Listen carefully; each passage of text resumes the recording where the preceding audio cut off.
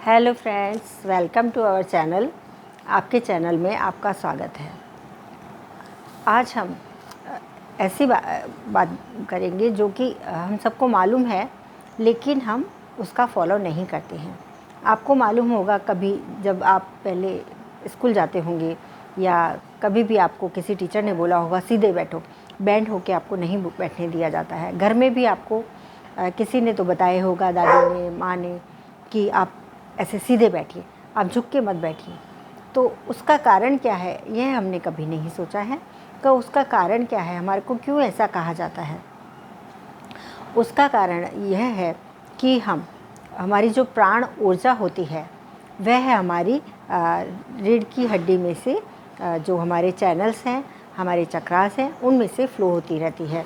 जो ईड़ा पिंगला नाड़ी हैं, तो उनमें से प्राण ऊर्जा हमारी चलती रहती है और वो एक दूसरे को ऐसे से क्रॉस करी होती है और ऊपर से रीढ़ की हड्डी से सातों चक्रों तक होती हैं। तो उसको सीधा यदि हम रहते हैं तो उसमें वह प्राण ऊर्जा फ्लो अच्छे से होता है और वह हमारे पूरे मस्तिष्क तक पहुंचता है और हमारी सब बीमारियां उससे ठीक हो जाती हैं और हम एनर्जाइज रहते हैं और हमारे को कभी बीमारियां नहीं होती हैं। तो सीधा बैठना हमारे लिए बहुत ही ज़रूरी है। यदि हम बैंड होके रहते हैं तो उनमें थोड़ा रुकावट आती है, फ्लो में थोड़ा धीमापन आ जाता है, तो वह हमारे लिए अच्छा नहीं होता है। तो इसलिए हमारे को सीधा बैठने के लिए कहा जाता है। तो अब आशा करती हूँ आप इसके बाद में सीधे बैठेंगे। और आपने देखा होगा, अभी देखा गया है कि जो लोग हमेशा सीधे बैठते हैं उनकी उम्र 100 साल से ज़्यादा होती है। जो भी उनका पूछेंगे, कई साधु सन्यासी लोग होते हैं, तो यदि आप उनको पूछेंगे तो वो बोलेंगे सीधा बैठना चाहिए।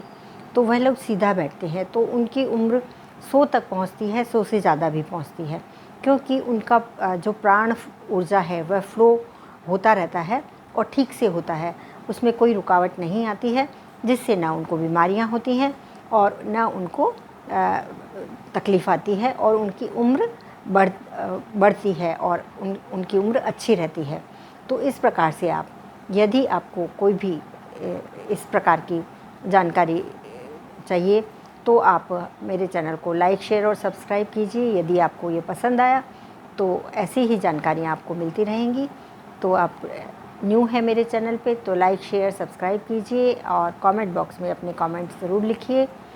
तो इस प्रकार से आप इसका फ़ायदा उठा सकते हैं और आशा करती हूँ आप हमेशा, इसमें हमारा कोई खर्चा नहीं होने वाला है, तो आराम से आप सीधे बैठिए और अपनी प्राण ऊर्जा को प्राण ऊर्जा जो फ्लो होती है उसको फ्लो होने दीजिए।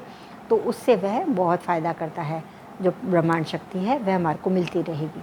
Thank you very much.